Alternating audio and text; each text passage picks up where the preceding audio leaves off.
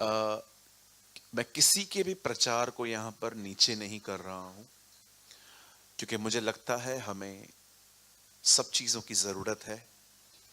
हमें अन्य भाषा चाहिए, हमें भविष्यवाणी चाहिए, हमें प्रभु का वचन चाहिए, हमें पवित्र आत्मा की भरपूरी चाहिए, हमें बरकत चाहिए, हमें पैसे चाहिए ताकि हम अपने घर को अच्छे से रन कर सकें।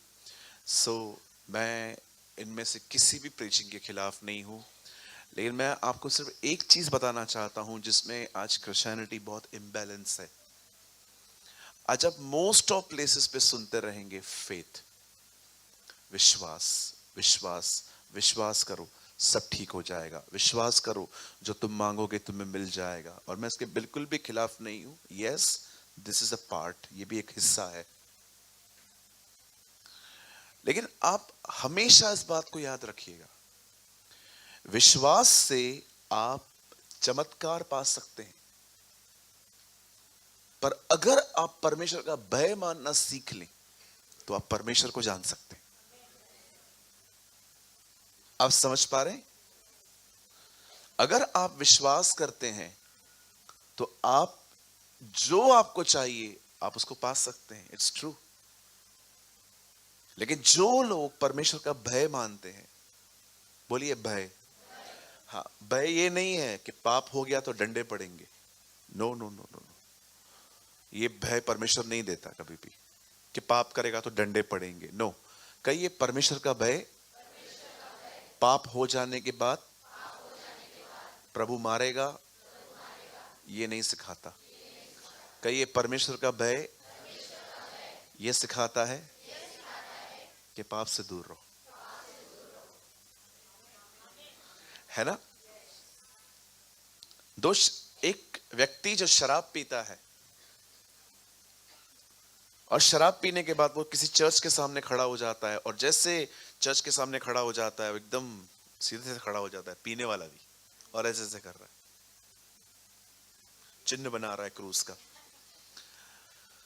मुझे आज भी याद है, आरकेटी नहीं, जो हमारी अशोक अनिल के यहाँ पर एक चर्च है। मैं एक दिन रिकॉर्डिंग करके बाहर आ रहा था तो मैंने एक अंकल को खड़े हुए देखा, वहां पर फुल थे, पिए हुए थे, तो चर्च को देख रहे थे कंटिन्यू। लिखा है ना वहां पर जीसस इज लाइफ।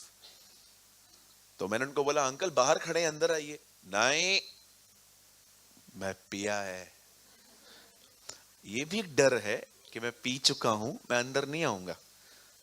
लेकिन परमेश्वर को ये डर नहीं चाहिए। परमेश्वर को ये डर चाहिए कि तू बाहर में जा ही मत।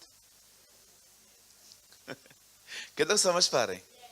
आजकल क्या है, परमेश्वर का भय लोगों को लगता है कि अगर पाप हो गया तो ऊपर से कुछ आएगा। कभी कभी लगता है कि कुछ अगर पाप कर दिया तो परमेश्वर आएगा और दंड देगा वगैरह। नो नो नो नो, परमेश्वर अगर आपको दंड देना शुरू करे ना तो हम में से कोई तो जिंदा ही नहीं बचेगा। दो चार लोग ही आएंगे, बाकी सब गॉन। परमेश्वर दंड नहीं देता, परमेश्वर करेक्ट करता है। बोलिए करेक्ट। हाँ बोलिए करेक्ट करता है।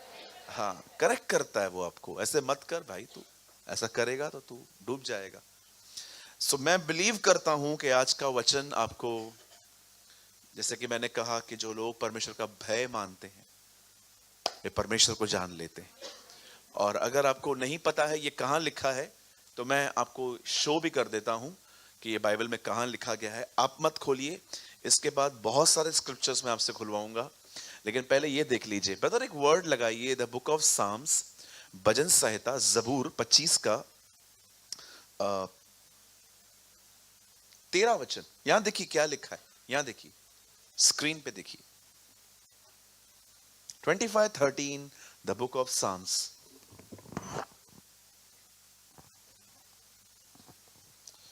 Thank you Lord.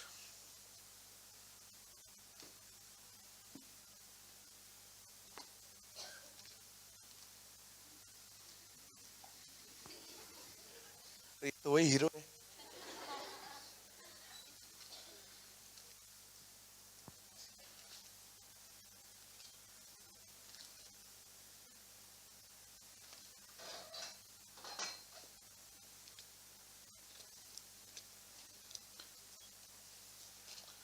कोई बात नहीं, कोई चीज हमें आगे बढ़ने से नहीं रोक पाएगी।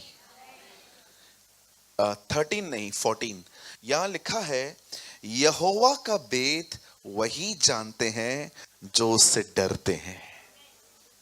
आमीन। सब नहीं जानते। कौन से लोग जानते हैं? वही लोग जानते हैं जो परमेश्वर से डरते हैं।